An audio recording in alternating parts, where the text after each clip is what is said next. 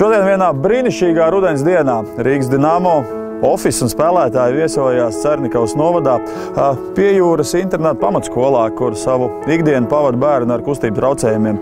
Un labo darbu nedēļa ir iesākusies, kur aktīvi iesaistās arī Rīgas Dinamo. Un šodien pēc vakardienas zaudējuma Ufas Salavat Julāju komandai pēc šīs dienas rīta trēniņa 6 Rīgas Dinamo spēlētāji – Kaspars Saulietis, Andris Džeriņš, Krišāns Rēdliks, Edgars Kulda, Guntis Galviņš un Oskars Cibuļskis atrada laiku, lai paciemotos internāta pamatskolā un satiktos ar vietējiem audzēkņiem, piedalītos dažādos meistarības pārbaudījumos un vienkārši būt klāti, kas šiem bērniem nozīmē ļoti daudz. Rīgas Dinamo ir tradīcija, ka dzelzceļa kausa laikā izcīnītās vietas prēmiju vai daļu no tās mēs parasti novirzām kādam labdarības projektam. Un šoreiz dzelzceļa kausa iegūto daļu no prēmijas mēs novirzījām kanis terapijai, jeb tautas valodā sakot suņu terapijai. Mums nebija ne mazākās nojausmas, kas tā ir un kā tā var palīdzēt bērniem ar kustību traucējumiem. Šodien, šajā nodarbības laikā, mēs saņēmām atbildes uz vairākiem jautājumiem. Un mums ir patiesas prieks, ka šādi mēs varam kuplināt labo darbu nedēļu ar saviem labajiem darbiem, uz ko mēs aicinām patiesībā ikvienu no mūsu Rīgas Dinamo līdzjutējiem, ikvienu no Latvijas iedzīvotājiem. Nosacīt šodien ir tāda vidējā brīvdiena pēc rīta trēniņa. Ar kādām sajūtām īstenībā personīgi tu un spēlētāji ierodās uz tādiem pasākumiem, kā mēs šodien esam ieradušies pie jūras internāta pamatskolā. Un, pats redzes, bērniem laikam ir pietiek tikai ar to vienu, kad ierauga spēlētājs bez ķiveriem, bez formām.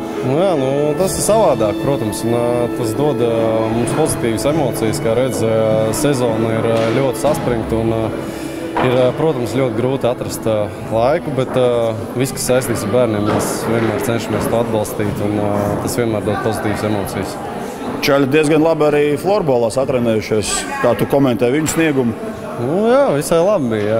Redz, kā pirmajā uzdevumā mēs zaudējām, bet mācījām otrajā. Bet kā jau, protams, tāds fans šeit notiek viss pa jokam, bet es redzēju, kad brīdī es paziņoju, ka Krišs ir uzsits uz lāpstiņas 59 reizes, tur gribi, laikam sportiskais azarts ieslēdzās. Protams, negribās zaudēt, un es domāju, tas arī mums sezonās doto brīdi ir tas lūzuma punkts, ka mums ir jāprot uzvarēt. Un tāpēc pie kādas mazākās iespējas? Jāmēģina sev pieradināt pie tā, nebūt zaudētājiem. Ok, paldies. Labi, mani sauc Armāns, kā tevi? Jurgis. Rīnauds. Kā jums šodien patika, ka pie jums ciemos atbrauc Rīgas Dinamo? Labi. Labi. Kā tev patika? Forši. Kas vislabāk patika? Tā sit bumbiņas augšā. Tev? Sit bumbiņas augšā. Tu pazini kādu no Rīgas Dinamo spēlētājiem?